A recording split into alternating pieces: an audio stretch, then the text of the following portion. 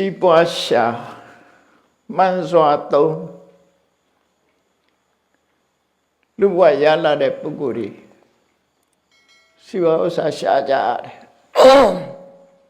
ရှာတဲ့အခါမှာရလာတဲ့စီးပွားဥစ္စာကိုလည်းပဲမှန်ကန်စွာသုံးစွဲရမယ်လို့မြတ်စွာဘုရားဟောကြားတဲ့သုတ္တန်တစ်ခုခြေပြုပြီးတော့နိုင်မှတ်သားကြရအောင်ဒီတရားကိုမြတ်စွာဘုရားကစေရဝန်ကျောင်းတကာကြီး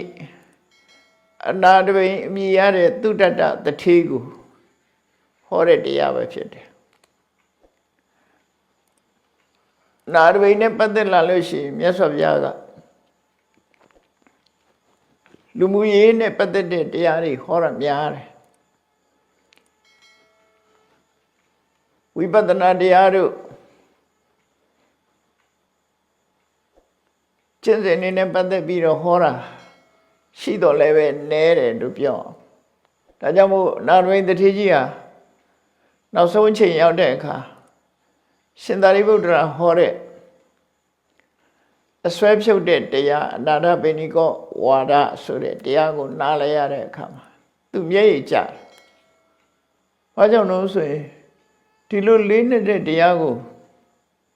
အရင်တော့မဟောကြဘူးတဲ့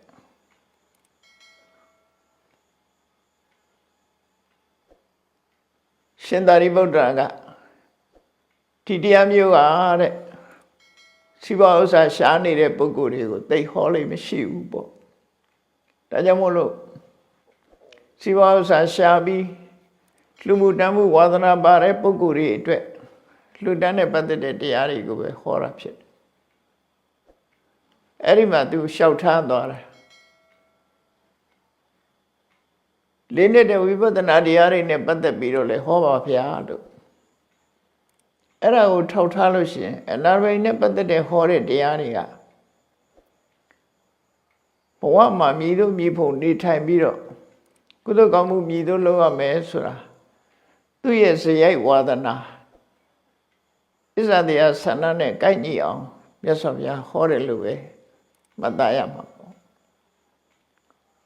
အခုဒီသုတ္တန်ကိုဟောတဲ့အခါမှာသုတ္တန်ရဲ့နာမည်ကိုတော့အာဓိယသုတ္တန်လို့ပေးထားတယ်အင်္ဂုတ္တရနိကေပိစကနိဗ္ဗာန်မှာလာတဲ့အာဓိယသုတ္တန်အာဓိယဆိုတာစီးပွားရှာခြင်းအကြောင်းလို့ဒီလိုအဓိပ္ပာယ်ရတော့နာရဝိတ္တထေးကဘုရားဘာသာမဖြစ်ခင်ကလည်းအလှူဒန်းဝါဒနာပါတယ်စားရမဲ့တောင်းရမဲ့ပုဂ္ဂိုလ်တွေကိုနေ့စဉ်နဲ့အမျှကျွေးမွေးဆောင်ရှောက်လို့သူ့ကိုအနတ္ထပိဏိကလို့အများပြည်သူကခေါ်တဲ့နာမည်နဲ့ပဲတွင်ကျဲသွားတယ်အနတ္ထဆိုတာကိုရမဲ့တဲ့ဆင်းရဲသားတွေကိုပိဏိကအစားအစာပေးတဲ့ပုဂ္ဂိုလ်လို့ဒီလိုဆိုလိုတဲ့အဓိပ္ပာယ်ပေါ့နော်အဲ့တော့သူဝါသနာကိုကလူရတန်းရတာကိုသူစိတ်ထဲမှာကြည်နူးတယ်အလူတန်းရေရောတယ်လို့ဆိုလို့ဘုရားဘာသာဖြစ်တော့လည်းပဲဆက်လက်ပြီးတော့လှူဒန်းတယ်ဘုရားဘာသာဖြစ်တော့ပို့ပြီးတော့လှူတာမြတ်စွာဘုရားနဲ့ရာဇဂုမြို့မှာတွေ့တာသူတွေ့တော့အဲ့ဒီတော့တွေ့တော့ကိုရောင်းကုန်ဝယ်လှုပ်ရင်းကနေပြီးတော့သူနဲ့သမီးရောက်ဖတ်တော်တဲ့ရာဇဂုတထေးအိမ်မှာသူကတဲလေးရှိတာရာဇဂုတထေးကသူလာတာစကားမပြောနိုင်ဘူးအဲ့ဒီနေ့လှုပ်ရှုပ်နေတယ်။ဘာကြောင့်လှုပ်ရှုပ်တုံးဆိုရင်ဖျားမှုရှိတဲ့တန်ဃာတွေကိုဆွမ်းသပ်ပင့်ထားတာဖြစ်လို့အဲ့ဒီအလုပ်တွေလုပ်နေတယ်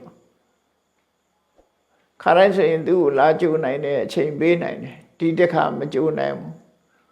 ဘာကြောင့်လဲဆိုတာကိုစကားစမိပြောတဲ့အခါမှာမြတ်စွာဘုရားပွင့်နေလို့ဖျားမှုရှိတဲ့တန်ဃာတွေဆွမ်းကပ်ဖို့အလုပ်များနေတယ်ဆိုတဲ့အကြောင်းပြောတော့အဲ့ဒီမှာဖျားပွင့်နေဗုဒ္ဓဆိုတဲ့တန်ကြားတဲ့သူရင်နဲ့နှလုံးထဲမှာဆွဲသွားပြီး မြတ်စွာဘုရားစီဘာရောက်စိကပ်ပြီးသောတာပန်ဖြစ်သွားခဲ့တာဟုတ်အဲ့ဒီနောက်မှမြတ်စွာဘုရားကိုသာဝတိပြည်ကြွဖို့အဲ့တုန်းကပင်သွားတာအဲ့တော့သူကပင်ကိုရဲ့စရိုက်ဝါဒနာကိုကလူမှုတမ်းမှုဝါဒနာပါတယ်အဲ့တော့မြတ်စွာဘုရားဟောတဲ့တရားတွေဟာလည်းပဲအလူတန်းနဲ့ပတ်သက်တဲ့တရားတွေစီးပွားဥစ္စာရှာတာတွေနဲ့ပတ်သက်ပြီးတော့ဟောတာတွေများအဲ့တော့လောကလူတွေကလည်းပဲဘုရားဘာသာဖြစ်စေဘုရားဘာသာမဟုတ်တဲ့ပုဂ္ဂိုလ်ပဲဖြစ်စေလူဘဝရလာရင်တော့စီးပွားရှာကြရတာပဲအဲ့လိုစီးပွားရှာတဲ့အခါမှာကြတော့ဘုရားရဲ့အဆုံးအမရကြတော့စီးပွားရှာပုံရှာနည်းကိုတော့အပြစ်ကင်းတဲ့စီးပွားရှာနည်းကိုတော့မြတ်စွာဘုရားဟောတယ်အပြစ်မကင်းတဲ့စီးပွားရေးမလုပ်ဖို့တော့ဆုံးမတယ်ပေါ့သို့တော့ခဏခေတ်မှာဗမာပြည်မှာတော့မဟုတ်ဘူးဒီမှာတော့မကြားဘူးပေါ့လေရှိကောင်းရှိနိုင်တယ်ကိုရီးယားလူငယ်တွေရဲ့ကိုရီးယားနိုင်ငံလူငယ်တွေရဲ့အကြောင်းနဲ့ပတ်သက်ပြီးကိုရီးယားဘိက္ခုနီမတဦးကပြောသွားတယ်ဘုရားဘာသာဖြစ်လို့ရှိရင်စီးပွားရေးမတိုးတက်ဘူးဆိုတဲ့အမြင်လူငယ်တွေမှာပေါ်နေတယ်တဲ့။ဘာကြောင့်လို့ဆိုရင်စီးပွားရှာတဲ့အခါမှာဒုစရိုက်ကင်းပြီးတော့တရားမျှတတဲ့စီးပွားရေးကိုလုပ်ဖို့မြတ်စွာဘုရားကညွှန်တာကိုအဲ့ဒါကြောင့်ပဲပြောသလားမသိဘူးအဲ့တော့စီးပွားရှာတဲ့အခါမှာတော့မြတ်စွာဘုရားအပြစ်ကင်းတဲ့စီးပွားရှာတရားသဖြင့်စီးပွားရှာတာကို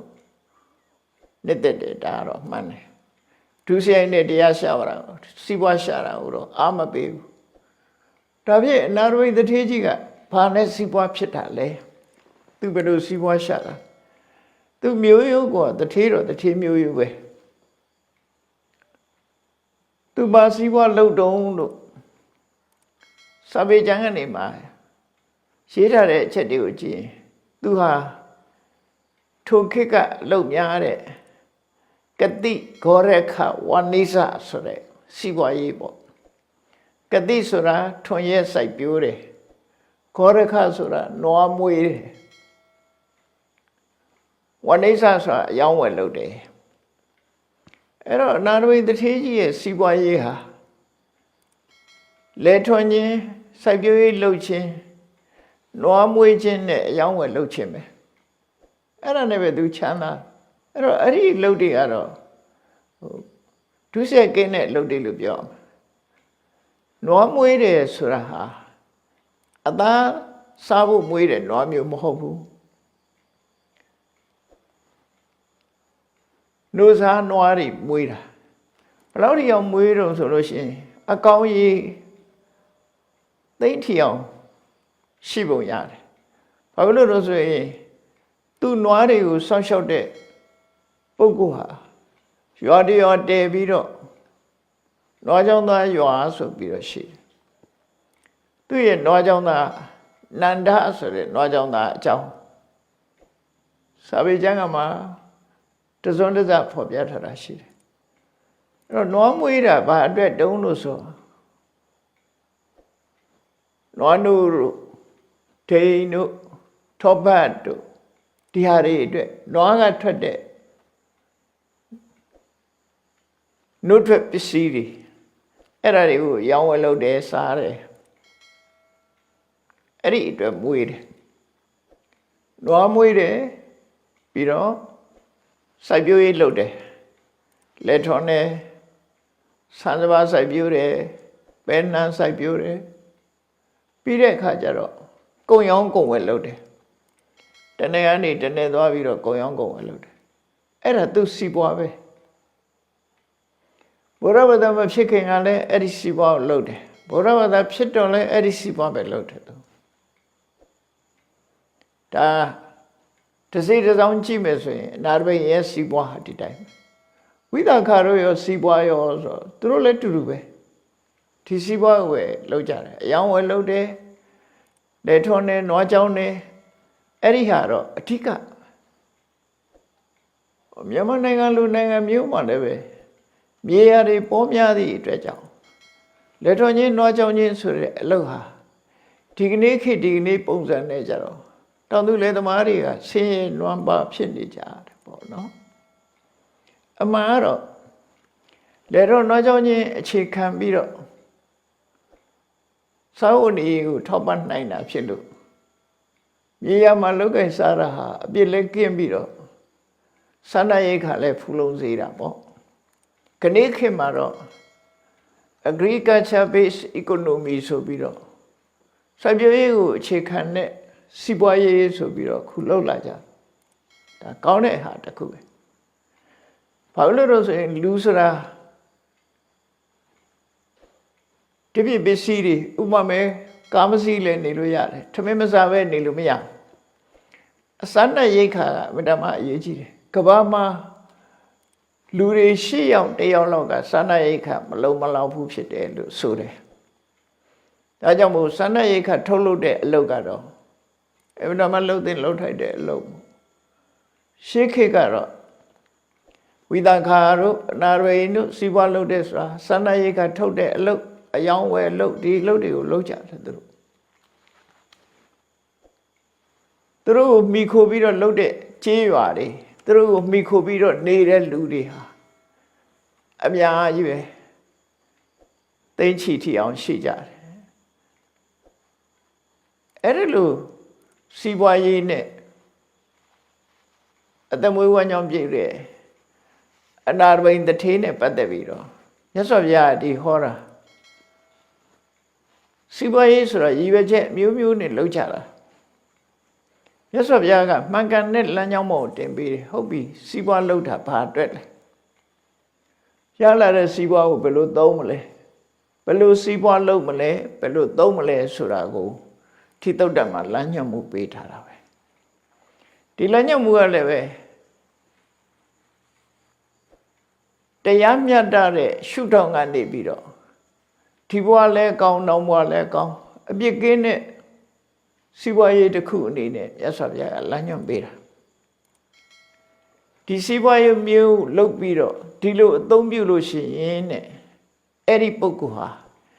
ဒီဘဝမှာလည်းချီးမွမ်းမွယ်ဖြစ်တယ်နောက်ဘဝလည်းကောင်းရသူအထိရောက်နိုင်တယ်ဟောအဲ့ဒီစီးပွားမျိုးခိုင်းဒီဘဝတော့ချမ်းသာပါရဲ့နောက်ဘဝမှာအပင်ငရဲကျသွားတယ်ဆိုတာမျိုးကြတော့မကောင်းဘူးပေါ့နော်တဘဝပဲကောင်းစားတယ်နောက်ဘဝမကောင်းစားခဏခဏရှိတာမလေးတာတွေကဒုစရိုက်လုပ်ငန်းနဲ့အသက်မွေးတယ်မူရစ်စေဝါနဲ့လုံမွေးအသက်မွေးတယ်ဒီဘဝတော့ပတ်စံပေါ်သုံးရင်သုံးရမယ်ဒီဘဝတွေပဲအဖမ်းဆီးခံရတာတို့ချုံနှောင်ခံရတာတို့ဒါမျိုးတွေဖြစ်တာပဲမလို့မကင်းတာတွေလုပ်မယ်ဆိုလို့ရှိရင်ဒုစရိုက်နဲ့အသက်မွေးမယ်ဆိုလို့ရှိရင်စိတ်ဆင်းရဲမှုကိုယ်ဆင်းရဲမှုတွေပြဿနာတွေမကြုံမုံကြုံတယ်သို့တော့ဒုစရိုက်နဲ့လုပ်ငန်းနဲ့လုပ်ပြီးတော့အကျိုးပေးတဲ့လူတွေရှိတယ်ဒုစရိုက်နဲ့ချမ်းသာကြွယ်ဝနေတဲ့လူတွေရှိအဲ့ဒါဒုစရိုက်အလုပ်ကြောင့်ချမ်းသာတာတော့မဟုတ်ဘူးအဲ့ဒီနေရာမှာမျက်စိလဲသွားတတ်တဲ့လူတွေမှာကံကံကြီးကျိုးဆိုတာနဲ့ပတ်သက်ပြီးမျက်စိလဲသွားတတ်တယ်အဲ့ဒါကိုဘုရားဘာသာဝင်တွေတတိထားဖို့လိုတယ်တည်ချာချာဆွဲမြင်းမှားရမှာတော့ကောင်းကျိုးချမ်းသာမှန်သမျှကုသိုလ်ရဲ့အကျိုးဆိုးကျိုးဆင်းရဲဒုက္ခမှန်သမျှအကုသိုလ်ရဲ့အကျိုးဒါတော့ပုံသေးကတ်ချက်နိယမအနေနဲ့မှတ်ထားနိယမအနေနဲ့ဒါဖြင့်ဒုစရိုက်လုပ်တဲ့ပုဂ္ဂိုလ်တွေချမ်းသာကြွယ်ဝနေတာဘာဖြစ်လို့လဲဒီဒုစရိုက်အလုပ်ကြောင့်ရတာလားအပေါ်အပြင်ကြည့်ရင်ဒုစရိုက်အလုပ်ကြောင့်ရတယ်လို့ထင်တာသို့တော့သူစီးပွားဖြစ်ပြီးတော့အစဉ်ပြေနေတာဟာကုသိုလ်ရဲ့ပံ့ပိုးမှုလို့သူတို့ဆိုတယ်သူလုပ်တဲ့အကုသိုလ်လုပ်ဒုစရိုက်အလုပ်ကခုမှပဲစိုက်ပျိုးတော့အဆင့်ရှိတော့သူကအကျိုးမထုတ်လို့သေးဘူးရှေးရခင်ကလုပ်ခဲ့တဲ့ကုသိုလ်ကောင်းမှုဒီကနေပြီးခုချိန်မှာအကျိုးပေးနေတာလို့သူတို့ယူအောင်မှာဖြစ်တယ်အကုသိုလ်ကဘယ်တော့မှကောင်းကျိုးမပေးဘူးအကုသိုလ်ကိုအကြောင်းပြုပြီးတော့ကုသိုလ်ကံကဝင်ပြီးတော့အကျိုးပေးနေတာလို့ဒီလိုလည်းရှိတတ်သေးတယ်နော်ဒီလိုလည်းရှိသေးတယ်အဲ့တော့နိယမရဲ့သဘောကိုတည်တည်ချာချာနားလည်ဖို့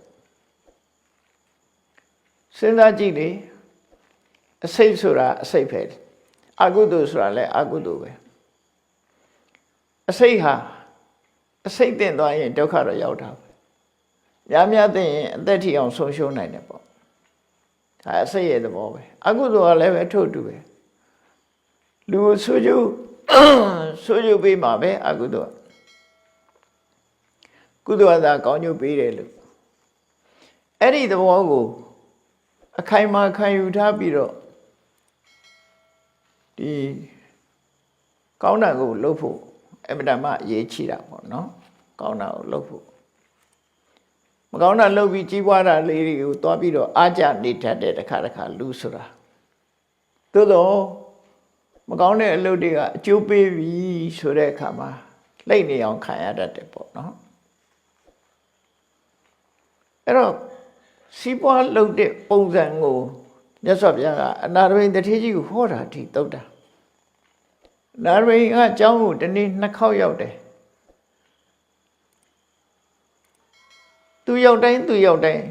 သူရောက်တိုင်းမြတ်စွာဘုရားကတရားတစ်ပုဒ်တော်ဟောလို့ရှိတယ်လို့ဆိုတယ်အခုဒီနေ့ဒီမှာဟောတဲ့တရားကြတော့ဘာလို့ဆိုရင်နာရဝိန်ကိုဟောလိုက်တဲ့တရားကပင်စိမေဃပတိဘောဂနာအာဒီယာသူလည်းစီးပွားလုပ်နေတဲ့ပုဂ္ဂိုလ်ဥစ္စာစီးပွားရှာဖွေနေတဲ့ပုဂ္ဂိုလ်ပေါ့နော်ဘောဂလို့ဆိုတဲ့စီးပွားဥစ္စာဘာကြောင့်လူတွေဟာရှာကြသလဲမြတ်စွာဘုရားကမှန်ကန်တဲ့လမ်းကြောင်းတစ်ခုအနေနဲ့အနာရိန်ကိုအကြောင်းပြုပြီးတော့ဟောတာအနာရိန်ကမူလကတည်းကသူကဒုစရိုက်ကင်းတဲ့စီးပွားရေးနဲ့အသက်မွေးခဲ့တာဖြစ်တယ်သူ့ကိုဟောခြင်းအပြင်သူနဲ့အတူတကွလာတဲ့ပုဂ္ဂိုလ်တွေအခြားပုဂ္ဂိုလ်တွေဒီဆုံးမဩဝါဒတရားကိုနာယူခွင့်ရသွားတဲ့အခါမှာစီးပွားရှာပုံလမ်းမှားနေတဲ့ပုဂ္ဂိုလ်တွေကိုလမ်းမှန်ပို့ပေးပြီးသားဖြစ်တယ်ပေါ့အနာရိနဲ့ပတ်သက်ပြီးတော့သူစိတ်ဝင်စားတဲ့အချက်မျိုးအနေနဲ့ရသော်ပြဟောတာလောကမှာတဲ့လူတွေဟာလူဖြစ်လာလို့ရှိရင်စီးပွားဥစ္စာတိုးတက်အောင်အလုပ်တစ်ခုလုပ်ကြတယ်ခဏခေတ်မှာဆိုရင်တော့အလုပ်တွေပိုများတယ်ပေါ့နော်လုပ်စရာတွေလည်းပိုများတယ်စီးပွားရှာတဲ့အကွက်ကလည်းများရှေးခေတ်ကတော့စီးပွားရှာတယ်ဆိုတာသိအများကြီးမဟုတ်ခြုံပြောလိုက်လို့ရှိရင်တော့တူတူတော့ကြမှာပါစိုက်ပျိုးရေးလုပ်တယ်မွေးမြူရေးလုပ်တယ်နောက်မင်းမှုတန်းနဲ့သက်မွေးကြတာရှိတယ်အမှုတန်းနဲ့သက်မွေးတာခဏခေတ်လည်းပဲဒီလိုပါပဲသက်မွေးကြတယ်အဲ့ဒီထဲမှာမြတ်စွာဘုရားကစီးပွားဥစ္စာဘာကြောင့်ရှာကြတယ်လဲရှာတဲ့အခါဘယ်လိုရှာရမလဲရှာလို့ရလာတဲ့ပစ္စည်းဟာ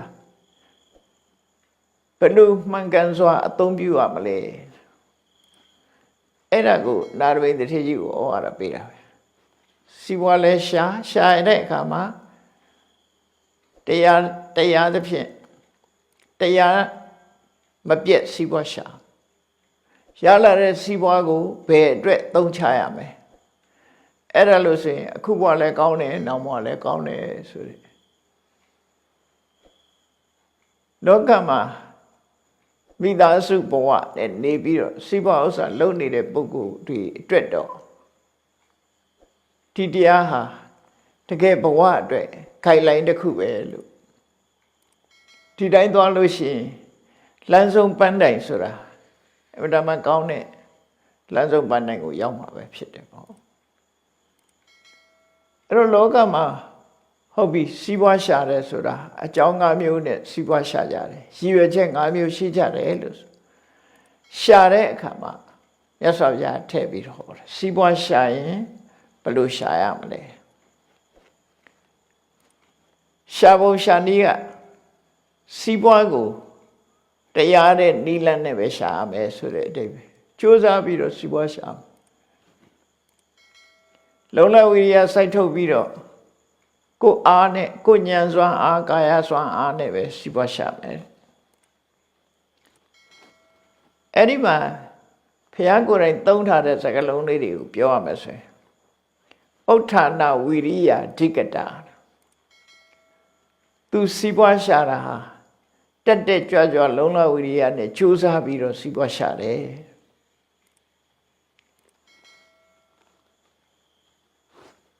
ဘာဟာဗလပရိစိတတယ်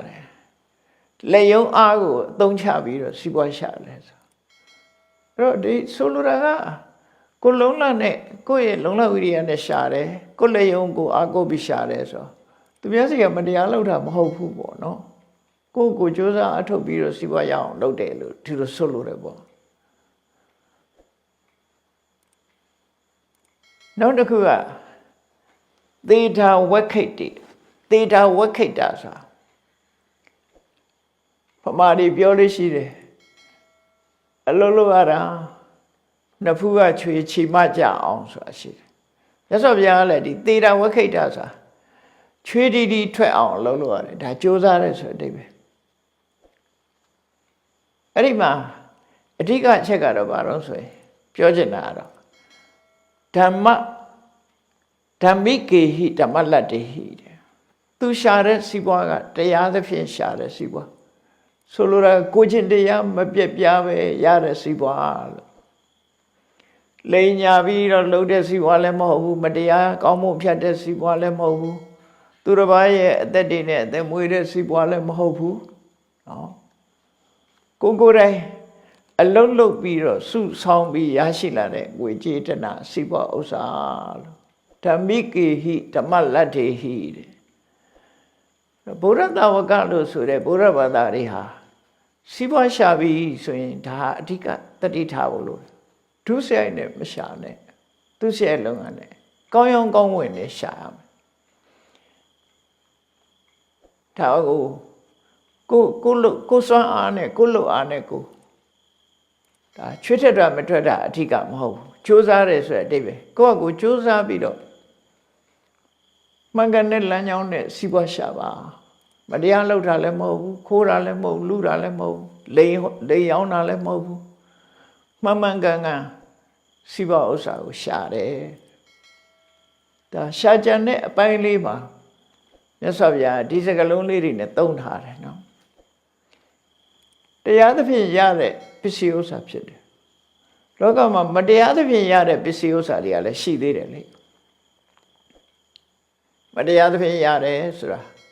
သူများစီကလိန်ယူတာတို့ခိုးယူတာတို့မတရားတဲ့ဤတွေနဲ့လှုပ်ပြီးတော့ရထားတာတို့အဲ့ဒါတွေမဟုတ်ဘဲနဲ့တရားသဖြင့်အယောင်းဝယ်ကဖြစ်စေကိုလှုပ်အားနဲ့ဖြစ်စေဥမာမဲ့ယုံလှုပ်တယ်ယုံကပေးတဲ့လကဒါတရားသဖြင့်ရတယ်လို့ပြောမှာပဲအဂတိတရားလွတ်ကင်းပြီးတော့ကိုလှုပ်အားနဲ့ကိုရတဲ့ငွေကြေးတနာလို့ဆိုလို့တယ်ပေါ့အဲ့ဒါဘုရားဘာသာဝင်ဖြစ်လို့ရှိရင်ဒါတွေနဲ့ပဲစီးပွားရှာတဲ့နဲ့ဒီလိုပဲကြိုးစားပြီးတော့ရှာတဲ့နဲ့ခဏခေတ်မှာတော့စီးပွားရှာတဲ့နည်းတွေအများကြီးပဲပေါ့နော်ဟိုတယ်လုပ်ပြီးတော့စီးပွားရှာတာလဲဒါတရားသဖြင့်စီးပွားရှာတာပေါ့နော်ဒါရောတက်ခိုးတဲ့ပုဂ္ဂိုလ်တွေစီကအခါကျင်းငွေရတယ်ဒီဧည့်သည်ကျိုးပို့လုပ်တာလဲဒါတရားသဖြင့်စီးပွားရှာတယ်အယောင်းဝယ်လုပ်တာလဲတရားသဖြင့်စီးပွားရှာတယ်ဘယ်သူမှထိခိုက်နစ်နာတာမဟုတ်တဲ့စီးပွားမှန်သမျှဟာဓမ္မိကတရားလမ်းကြောင်းမပြတ်စီးပွားရှာတယ်လို့ပြောနိုင်တယ်အဲ့ဒီလိုရလာတဲ့စီးပွားဥစ္စာဒါရှာပုံနဲ့ပတ်သက်ပြီးပြောတာရလာတဲ့စီးပွားဥစ္စာဘာအတွက်ရှာကြတာလဲရှာပြီးတော့ဘာအတွက်သုံးမှလဲဟုတ်ပြီစီးပွားရှာတယ်ရလာပြီဆိုရင်နံပါတ်1ကကိုရီမန်းတဲ့လူတိုင်းဟာဘယ်သူပဲဖြစ်ဖြစ်စီးပွားရှာရဲဆိုတော့ကိုချမ်းသာဖို့ရှာတာဒါတော့သိကြပါပါမှာပဲနော်ကိုချမ်းသာဖို့ကိုမိသားစုချမ်းသာဖို့ဆိုတာချမ်းသာနေဖို့ရှာတာဒါရှာတဲ့နေဟာပဲကိုချမ်းသာအောင်လုပ်ရမယ်ကိုမိဘတွေချမ်းသာအောင်လုပ်ရမယ်အဲ့တော့မြတ်စွာဘုရားကဒီနေရာမှာပထမဆုံးလူတွေဟာစီးပွားရှာတာဟာမှန်ကန်တဲ့ရည်ရွယ်ချက်နဲ့စီးပွားရှာတာဘယ်လိုရည်ရွယ်ကြလဲရလာတဲ့စီးပွားကိုဘယ်လိုသုံးတယ်ဆိုစကလုံးချင်းချင်းနဲ့ပဲဖော်ပြတယ် အတ္တနံဒုခေတိပိနေတိကိုချမ်းချမ်းသာသာနေတယ်ဝါဝလင်းလင်းစားသုံးတယ်ကိုအတွက်ကောင်းကောင်းနေကောင်းကောင်းသုံးတယ်ရလာတဲ့စီပွားကိုကိုအတွက်သုံးပြရမယ်ပြီးတဲ့အခါမှာမာဒပိတရောဒုခေတိပိနေတိကိုရဲ့အမေဖေတွေကိုချမ်းချမ်းသာသာနေစေတယ်ဝါဝလင်းလင်းကျွေးမွေးထားတယ်ဒါကိုရတဲ့စီပွားကိုမှန်ကန်စွာအသုံးချခြင်းပဲမိဘကျွေးတာကုန်ပါစေကုန်ကျိုးတတ်တယ်ကိုစားလို့ကိုချမ်းသာအောင်အသုံးပြုလို့ကုန်ရင်ကုန်ပါစေကုန်ကျိုးတတ်တယ်ဒါစီပွားရှာတာကိုချမ်းသာဖို့ကိုမိဘတွေချမ်းသာဖို့နောက်တစ်ခုကတော့ပုဒ္ဒဓာရဓာတကမ္မကရပောရိတေပုဒ္ဒဓာရဆိုတာသာသမီတို့အိမ်တော်ဘက်တို့ပုဒ္ဒဓာရလို့ခေါ်တယ်ဓာတကမ္မကရပောရိတဆိုတာရှေးခေတ်ကတော့အိမ်မှာအပိုင်ဝယ်ထားတဲ့ကြေးကျွန်ဆိုတာရှိတတ်တယ်ခဏခေတ်မှာတော့ကြေးကျွန်မရှိဘူးအဲ့တော့ကမ္မကရပောရိတဆိုတာဝန်တန်းတွေကိုယ်အိမ်မှာလှုပ်လှုပ်ဖို့ရခေါ်ထားတဲ့ဝန်တန်းတွေဆိုလိုတာကကိုမိသားစုကိုရဲ့ဝန်တန်းတွေချမ်းသာဖို့အသုံးပြုတယ်ဝါဝလင်းလင်းစားစေတယ်ဆိုတော့ကိုရှာထားတဲ့စီပွားကိုအခုတိုင်းပဲအသုံးပြုတယ်ဆိုလို့ရှိရင်ဒါဟာမှန်ကန်စွာအသုံးပြုခြင်းပဲလို့ရသော်ဖျားသတ်မှတ်ပြီးတော့ဖော်ပြတယ်မသုံးရဘူးပြောတာမဟုတ်ကိုရှာတဲ့စီပွားကိုဒီလိုပဲသုံးချကိုချမ်းသာအောင်အသုံးပြုမယ်မိဘအတွက်အသုံးပြုမယ်ကိုအိမ်သူအိမ်သားဝန်ထမ်းများအတွက်အသုံးချတယ်ဒီအချက်ဟာဖြင့်ကျင့်တတ်စရာကောင်းတဲ့အချက်ပဲတဲ့နောက်ဒုတိယအချက်အနေနဲ့မြတ်စွာဘုရားဟောတယ်အဲ့ဒီရလာတဲ့ပစ္စည်းဥစ္စာတရားသဖြင့်ရလာတဲ့ဥစ္စာကိုဒုတိယအနေနဲ့ဘာသုံးချမလို့မိတ္တာမစ္စေဒုခေတိပိနေတိလူတိုင်းမှာမိတ်ဆွေတွေရှိတယ်ဒုက္ခကံဘက်တွေအပေါင်းအသင်းတွေရှိတယ်သူတို့မှာအခက်ခဲတစ်စုံတရာရှိလာလို့ရှိရင်ကုညီသင့်တယ်သူတို့အတွက်သုံးချပေးတယ်ကိုရှာတဲ့ပစ္စည်းဥစ္စာသူတို့အတွက်လည်းပဲအကူအညီပေးတယ်ဆိုလို့ရှိရင်ဒါလည်းကျေနပ်စရာကောင်းတဲ့ဟာပဲတဲ့ဒါလည်းမမေ့သင့်တယ်ကိုနဲ့ကိုပတ်ဝန်းကျင်ဆိုတာမိတ္တဆိုတာမေတ္တာသက်ဝင်ချစ်ခင်ကြတဲ့အပေါင်းအသင်းတွေအမစ္ဆဆိုတာလှုပ်ဖို့ကိုင်မဲ့တွေတခါတရံခက်ခဲကြုံတဲ့အခါကျတော့ကိုယ့်ရဲ့ကူညီမှုကိုခက်ခဲကြုံရင်လည်းသူတို့ရဲ့ကူညီမှုအပြန်အလှန်အားပြုပြီးတော့နေကြတာဖြစ်တော့ကြောင့်ကိုရှာထားတဲ့စီးပွားတွေကမိတ်ဆွေတွေအတွက်သုံးချတယ်လှုပ်ဖို့ကိုင်မဲ့တွေအတွက်သုံးချတယ်ဆိုရင်ဒါမှန်ကန်စွာသုံးချခြင်းပဲဖြစ်တယ်ကျင့်တတ်စရာကောင်းတယ်တဲ့ဒါလေကိုရှာတာသူတို့အတွက်လည်းပါတယ်လို့သူတို့ဆိုလို့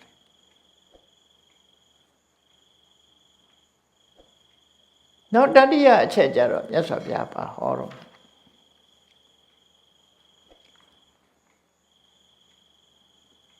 လူလောကဆိုတာအခက်ခဲတို့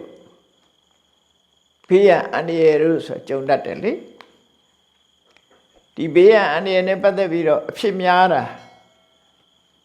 ဗမာပြည်မှာအတူသိများတာပါတော့ဆိုရန်သူမျိုး၅ပါးတကယ်တော့စာပေကျမ်းကမှာရန်သူမျိုး၅ပါးလို့တိုက်ရိုက်သုံးတာတော့နည်းတယ်တိုက်ရိုက်သုံးတာတော့နည်းတယ်ပစ္စည်းဥစ္စာတွေနဲ့ပတ်သက်လာလို့ရှိရင်တော့ဒီရန်သူမျိုး၅ပါးဆိုတာလူကိုရန်ပြုတဲ့ရန်သူမျိုး၅ပါးတော့မဟုတ်ဘူးပစ္စည်းဥစ္စာအကုန်ကြဖြစ်ပေါ်စေတတ်တဲ့အခြေအနေဆိုးတွေကိုဆိုလိုတာပဲလူတွေဆိုတာအများနဲ့နေကြတဲ့အခါမှာကိုပစ္စည်းဥစ္စာတွေဟာ ကိုယ်အိမ်ကစာပြီးတော့မီးလောင်တာမဟုတ်ပေမဲ့လို့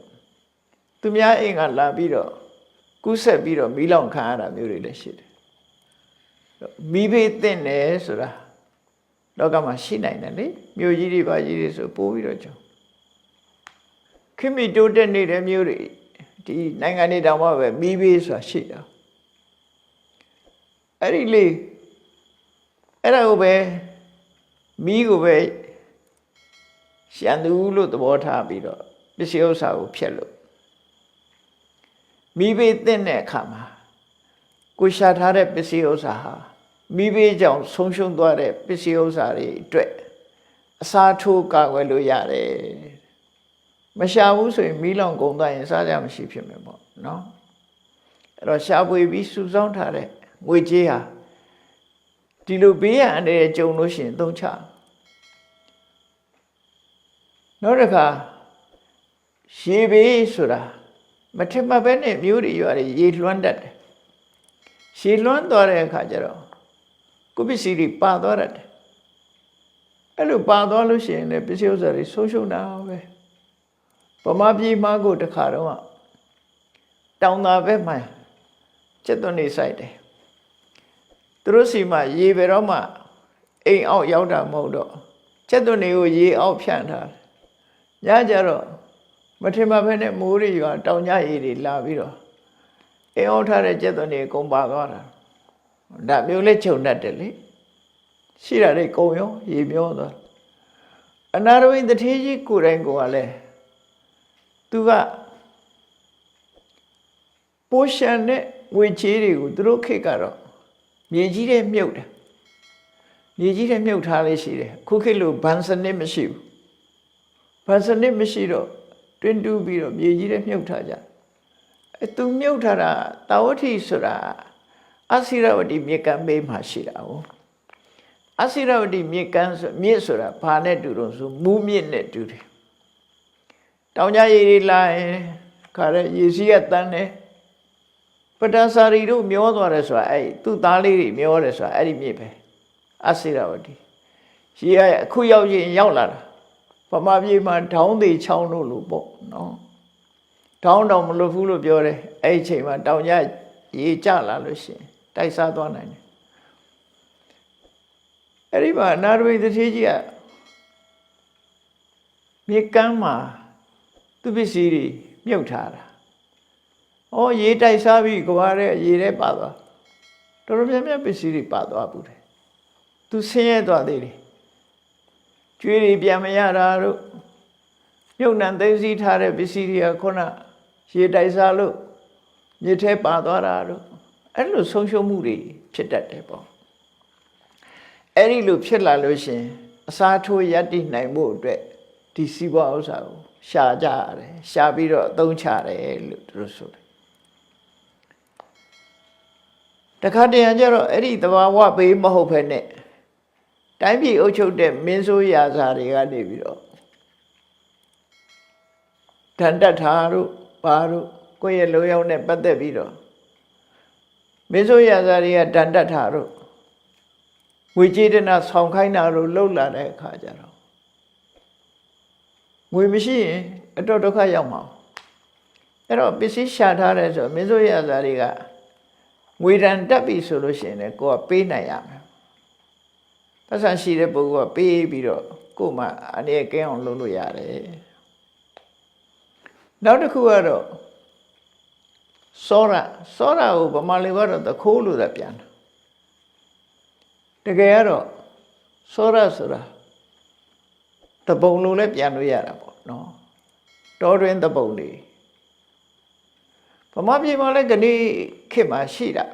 လက်နဲ့ကိုင်အဖွဲ့အစည်းတွေပေါ့အခေါ်တော့ပြောင်းချင်းပြောင်းသွားကြအဲ့ဒီမြို့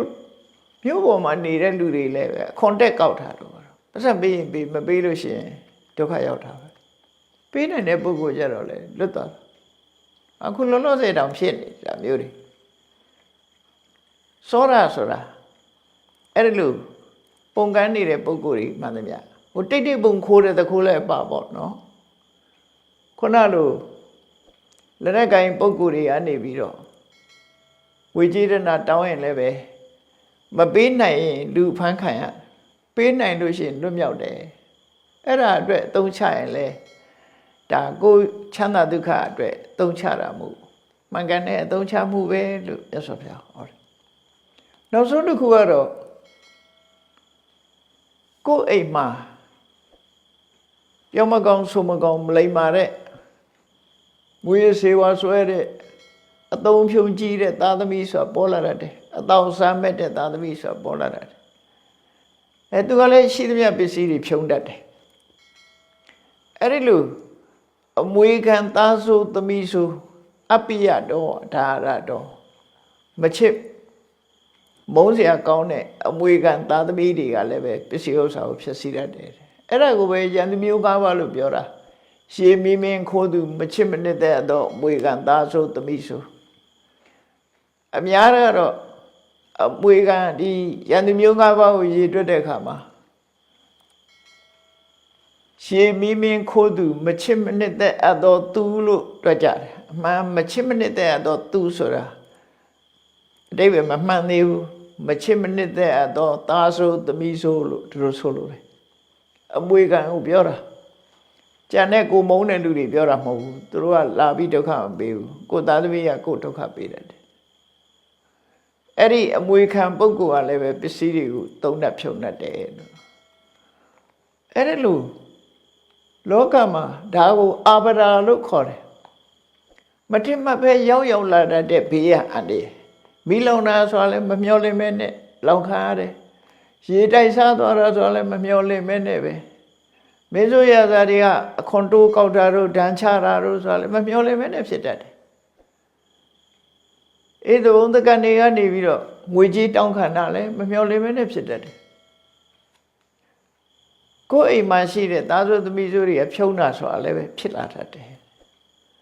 ခဏခေတ်မှကြတော့တိုးတောင်လာလိုက်သေးတယ်ကိုဗစ်ရောဂါဖြစ်လို့စီးပွားဥစ္စာတွေပြက်ကုန်ကြအယောင်းဝယ်တွေပြက်ရှိသမျှလေးထိုင်စားနေရတာဒါလည်းရန်သူပဲယောဂါလဲနော်လောက်ကင်စားတော့လို့မရတဲ့အခြေအနေမျိုးဖြစ်လာအဲ့တော့ရန်သူဆိုတာအဲ့ဒါကိုဆိုလို့တယ်ပေါ့စီးပွားဥစ္စာပြက်ခြင်းရဲ့အကြောင်းတရားတွေကလောကမှာမြောက်များစွာရှိတယ်ထင်မယ်ဒါနမူနာအနေနဲ့အဖြစ်များတာအနေနဲ့မြတ်စွာဘုရားထုတ်ပြထားရေမင်းမင်းခိုးသူမချစ်မနစ်တဲ့မွေးကသားဆိုသမီးဆိုဆိုတာအဲ့ဒီလိုဘေးရန်မျိုးတွေဟာမထင်မှတ်ဘဲနဲ့ကျုံလာတတ်တယ်ကျုံလာလို့ရှိရင်ကိုရှိတဲ့ပစ္စည်းနဲ့ကိုဒုက္ခမဖြစ်အောင်ကာကွယ်လို့ရတယ်ပစ္စည်းဥစ္စာရှိတဲ့ပုဂ္ဂိုလ်ကအကာအကွယ်လုပ်လို့ရတယ်လို့သူတို့ပြောတယ်အကယ်၍သာကိုယ်မှာပစ္စည်းဥစ္စာမရှိဘူးဆိုရင်လူဒုက္ခရောက်ကာဝယ်လို့မရနိုင်ဘူးအဲ့တော့ဒီနံပါတ်3အချက်နဲ့ပစ္စည်းဥစ္စာကိုအသုံးချမယ်ဆိုရင်လည်းဒါမှန်ကန်စွာအသုံးချခြင်းပဲလို့ပြောကိုရှာဖွေတာဒါအတွက်လည်းပါတယ်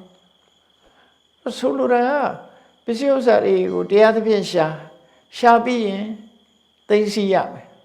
သိသိထားတဲ့ပြီးတဲ့အခါမှာဒီအချက်တွေအတွက်အသုံးချရမယ်လို့ဒီလိုပြောတာနော်ဒီကိစ္စတွေကျုံလာလို့ရှိရင်အသုံးချရမယ်နောက်တစ်ခုကတော့ဘာလို့ဆိုရင်လူဆိုတာလူဝတ္တရားတွေရှိတယ်လူတရားတွေကိုလောက်ရတယ်မိသားစုတိုင်းမှာလူဝတ္တရားဆိုတာလာဗမာပြည်မှာဆိုလို့ရှိရင်နော်ဝတ္တရားဆိုတာတွေကမင်္ဂလာဆောင်တို့ဘာတို့ဖိတ်လို့ရှိရင်သွားပြီးတော့လက်ဆောင်ပေးရတာတို့ဒါမျိုးတွေဒါဝတ္တရားလို့ခေါ်တယ်လူတွေရဲ့ထုံတန်းစင်လာတွေက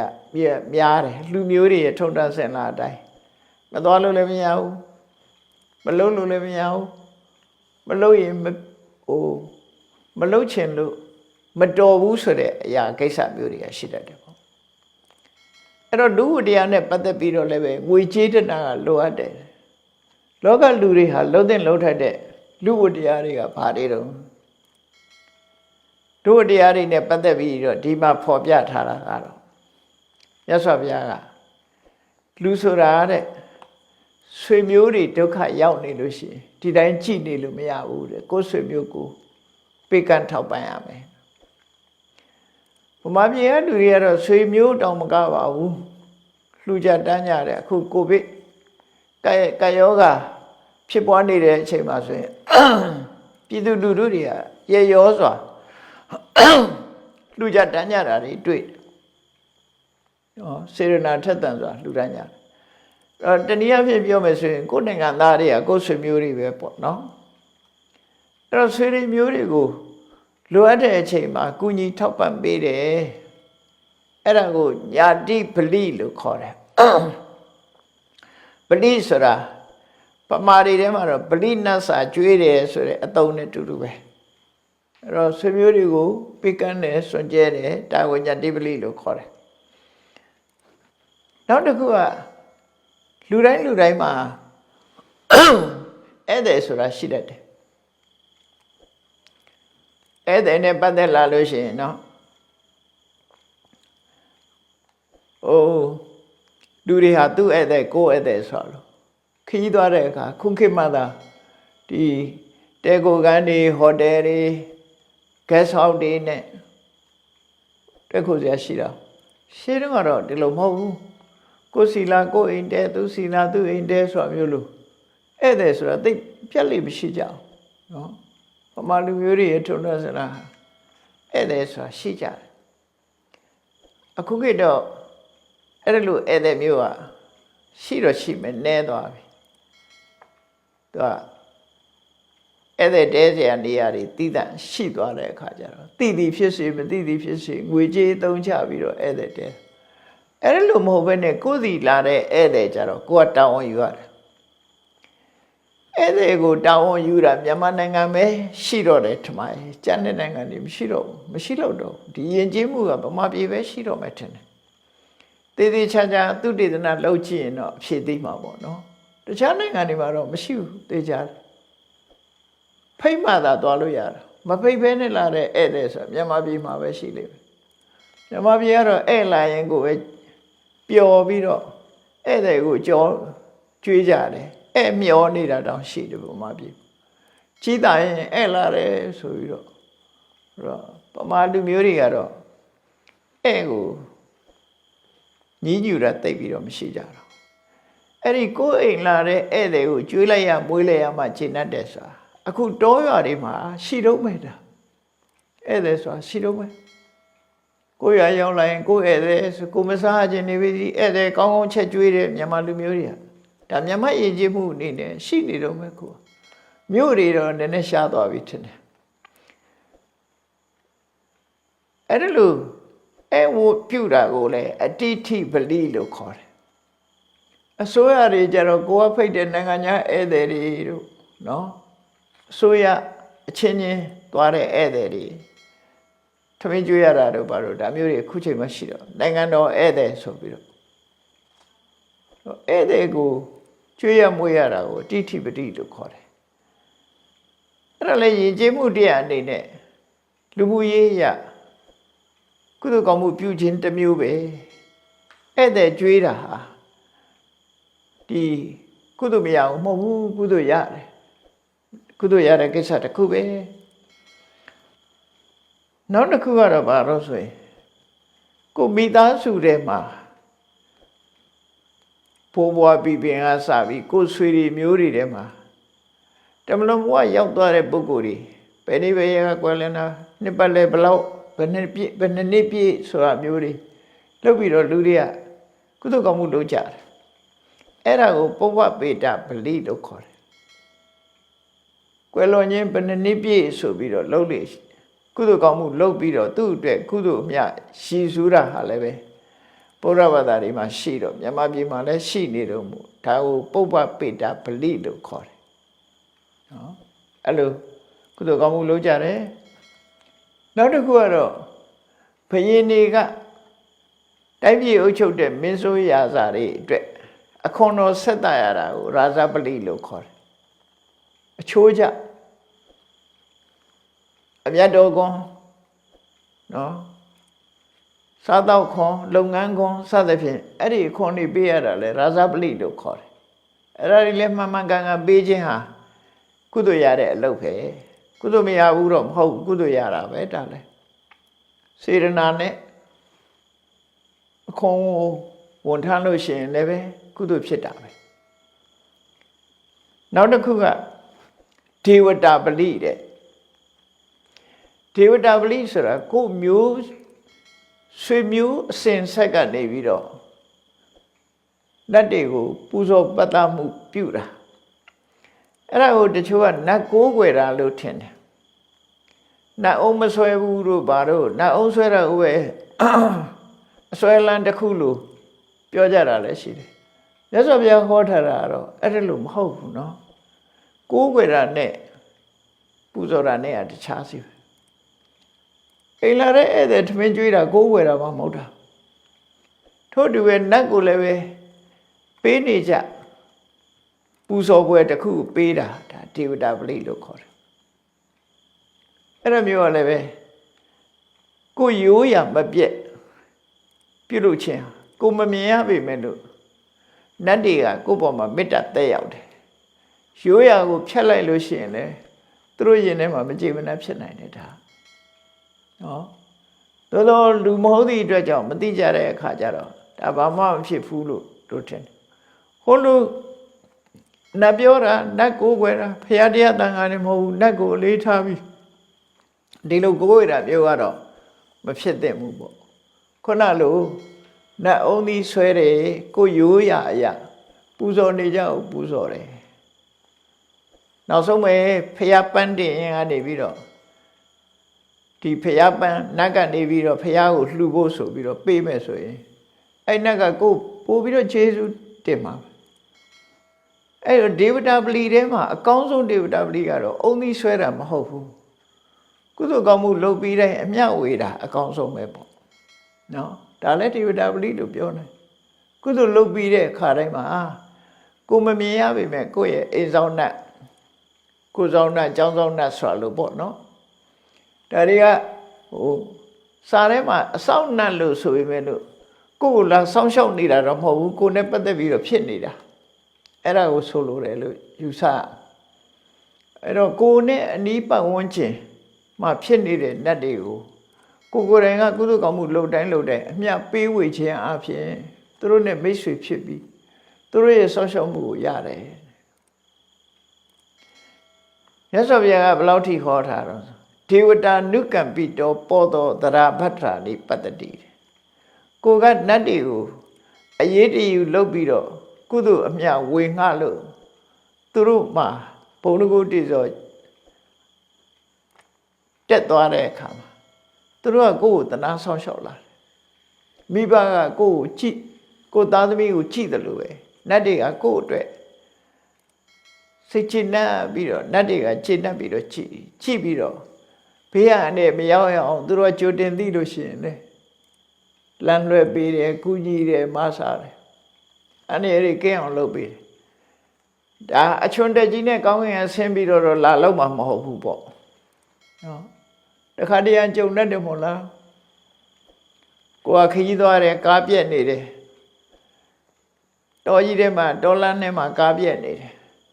ကိုနဲ့သိတဲ့မိတ်ဆွေကရောက်လာပြီးတော့ကူသွားတယ်သို့မဟုတ်ကိုကူညီမဲ့ပုဂ္ဂိုလ်ရောက်လာတယ်အဲ့လိုမျိုးတွေဟာနတ်တွေရဲ့အကူအညီဆိုဖြစ်နိုင်တယ်မြမရာဇဝင်မှာရှိတဲ့ကျန်စီမင်းကြီးဟာမင်းပြအနောထာဘုရင်လည်းတက်ကမင်းပြမင်းတန်တင့်တော့သူကထွက်ပြေးရတဲ့အချိန်မှာသူနဲ့ဆူတောင်းဘက်မင်းမဟာခီရိကနေပြီးတော့သူ့ကိုဆောင်းလျှောက်တယ်ဆိုတာနောက်ပိုင်းလာပြောတယ်တန်ငါသေးအောင်ဆောင်ပြီးတော့ဟိုဘကံပို့ပေးတယ်အဲ့ဒါတကယ်တန်ငါသေးမဟုတ်ဘူးတဲ့မင်းမဟာခီရိနတ်ကနေလောက်သွားဒါပေမဲ့နတ်အနေနဲ့လာလောက်တာမဟုတ်ဘူးလူတယောက်တန်ငါသေးရေထဲမှာလှုပ်တဲ့လူတယောက်အနေနဲ့သူ့ကိုခဲသွားတယ်အဲ့ဒါမျိုးတွေဒါဒေဝတာနုကံပိတော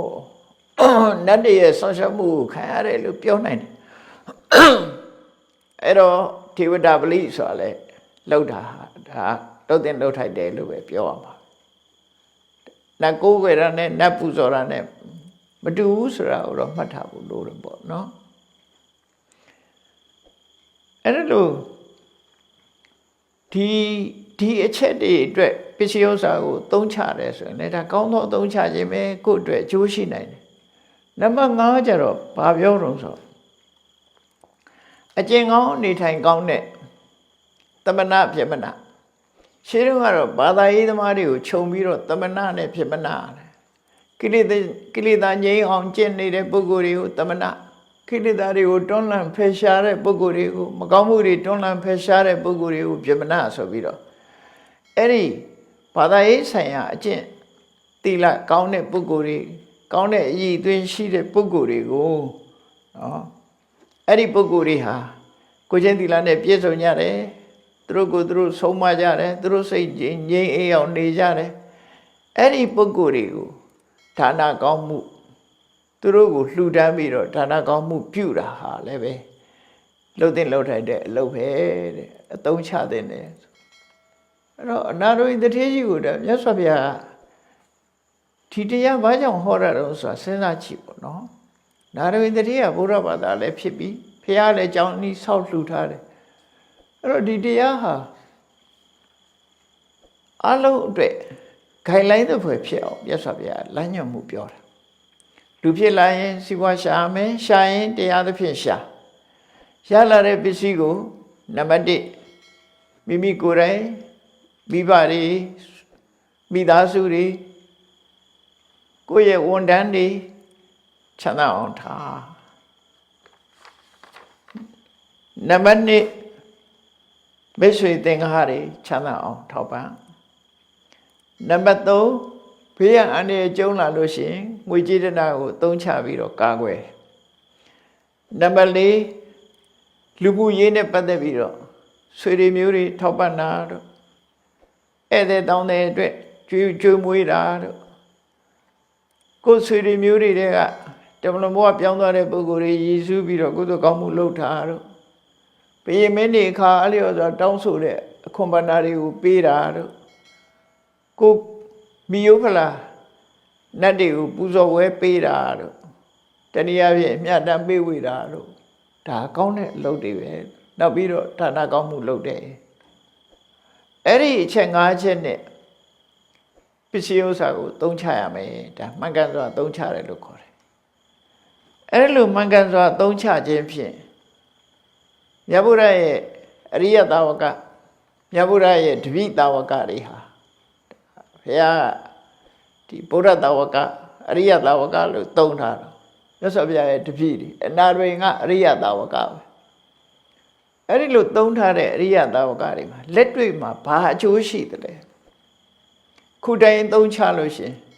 စီးပွားရှာတော့ကလည်းတရားသဖြင့်ရှာတယ်ရလာတဲ့စီးပွားကိုလည်းမှန်ကန်စွာသုံးချတယ်လို့အဲ့ဒီလိုအသုံးချလိုက်လို့သူရှာဖွေထားတဲ့ပစ္စည်းဥစ္စာတွေကုန်သွားရင်တောင်မှပဲရှင်းတတ်တယ်ငါသုံးချလိုက်တာငါအလကားသားတစ်ခုမှမဟုတ်ဘူးလှုပ်တဲ့လှုပ်ထိုက်တဲ့နေရာတွေငါလှုပ်တာပဲရှင်းတတ်တယ်အကယ်၍မကုန်ဘူးစီးပွားဥစ္စာကရှာထားတာများလို့စုဆောင်းမှုအားကောင်းသည့်အတွက်ကြောင့်မကုန်ဘူးဆိုလို့ရှိရင်မကုန်လို့လဲဝမ်းသာကြည်နူးရတယ်လှုပ်တဲ့လှုပ်ထိုက်တာတွေလှုပ်လို့လဲဝမ်းသာကြည်နူးရတယ်တစ်ဖက်စလုံးကတွေးကြည့်လိုက်လို့ရှိရင်ရှင်းတတ်เสียအကြီးပဲအဲ့ဒီလိုကိုယ့်ရဲ့ဘဝကိုရှင်းတတ်အားရမှုဖြစ်ခြင်းဟာဥဒ္ဓမအရေးကြီးတဲ့ကိစ္စတစ်ခုပဲကိုယ့်ဘဝကိုမချေမနှက်ဖြစ်နေတဲ့ပုဂ္ဂိုလ်တယောက်ဟာကောင်းကျိုးချမ်းသာရဖို့ခဲနေပေါ့နော်ကောင်းကျိုးချမ်းသာဒါကြောင့်မို့မြတ်စွာဘုရားကရှင်းတတ်အားရမှုတွေဒီအတိုင်းနေမယ်ဆိုရင်လူဘဝမှာရှင်းတတ်အားရမှုရှိတယ်တော့နောက်ဆုံးအနေနဲ့မြတ်စွာဘုရားဘာနဲ့ဟောထားတော့ဆိုရင်ဒီချက်တွေကိုအားလုံးပေါင်းပြီးတော့ဒီပုဂ္ဂိုလ်ဟာသူ့ကိုယ်သူစဉ်းစားတယ်ငါရှာထားတဲ့ပစ္စည်းတွေငါအတွက်အသုံးချရတယ်ငါကျွေးမွေးဆောင်ရှောက်မဲ့ပုဂ္ဂိုလ်တွေအတွက်လည်းကျွေးမွေးဆောင်ရှောက်တယ်ဘေးရန်အန္တရာယ်တွေကိုလည်းဒီပစ္စည်းနဲ့ငါအကာအကွယ်လုပ်နိုင်ခဲ့တယ်ဒါနကောင်းမှုလည်းငါလုပ်နိုင်ခဲ့တယ်ဆိုပြီးတော့သူကခြေနဲ့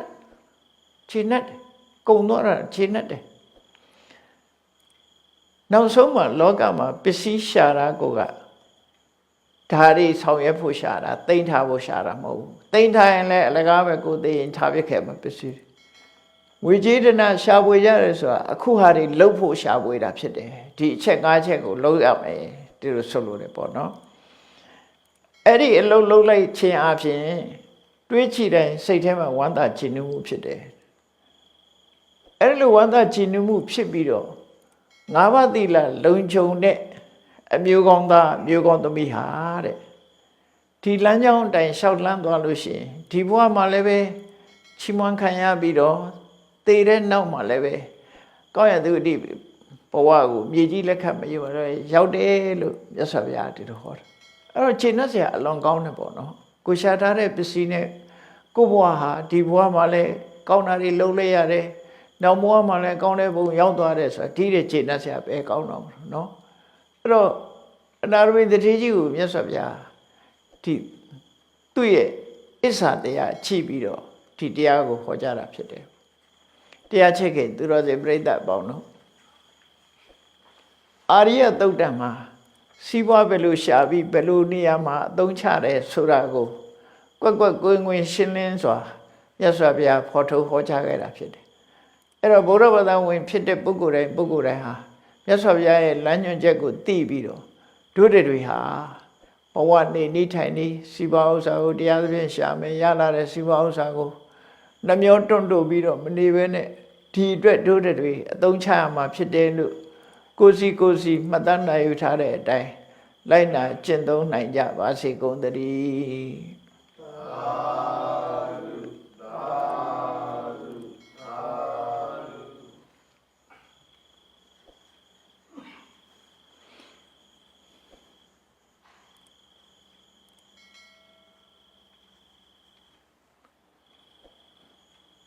ကုသိုလ်ရှင်တွေကတိုက်ဆိုရင်ဆိုလိုက်ရည်စက်ချရအောင်နော်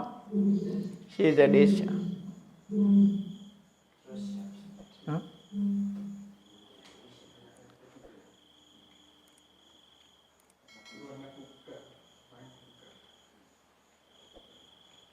ရှေ့စက်ချမယ်နော်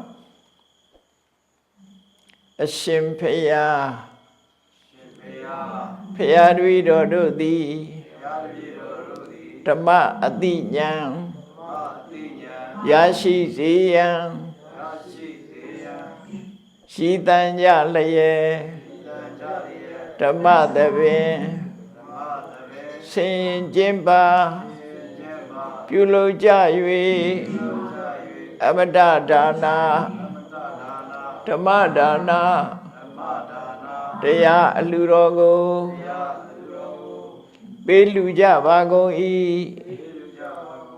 တရားတော်မြတ်ကိုရွတ်သိလေးမြတ်စွာမမတ်သားသာအာယုန်ထားလျက်နာကြားကြပါကုန်၏တရားတော်မြတ်ကိုတတဗ္ဗဝတ္ထုအစုစုတို့ဖြင့်ပူဇော်ကြပါကုန်၏ယနေ့ယခုအာထုတ်ပြုလို့ရသောဤကောင်းမှုဤကုသိုလ်စေရနာသည်နိဗ္ဗာန်ချမ်းသာ၏အကြောင်းအထောက်ပံ့ဖြစ်ပါစေတည်းဤကောင်းမှုဤအဖို့ဘာကကိုအမိအဖအဖိုးအဖွာဆရာသမားမှစ၍ကဘာသူကဘာသာလူနတ်မြမတတ္တဝါများတို့အားကုသိုလ်အမြတ်ဝေငှပါကုန်၏ကုသိုလ်အမြတ်ကိုယ်စီရကြကုန်သည်ဖြစ်၍ကိုယ်စိတ်နှဖျားချမ်းသာကြသည်ဖြစ်ကြပါစေကုန်သတည်းအာလုံးကြားကြသမျှအမြတ်ရှုတော်မူကြပါကုန်လောသာဓုသာဓုသာဓုအာလုံးကြားကြသမျှအမြတ် မြတ်ရှုတော်မူကြပါကုန်လောသာဓုသာဓုသာဓုအလုံးကြာကြာသမျှအမြတ်အမြတ်အမြတ်ရှုတော်မူကြပါကုန်လောသာဓုသာဓုသာဓု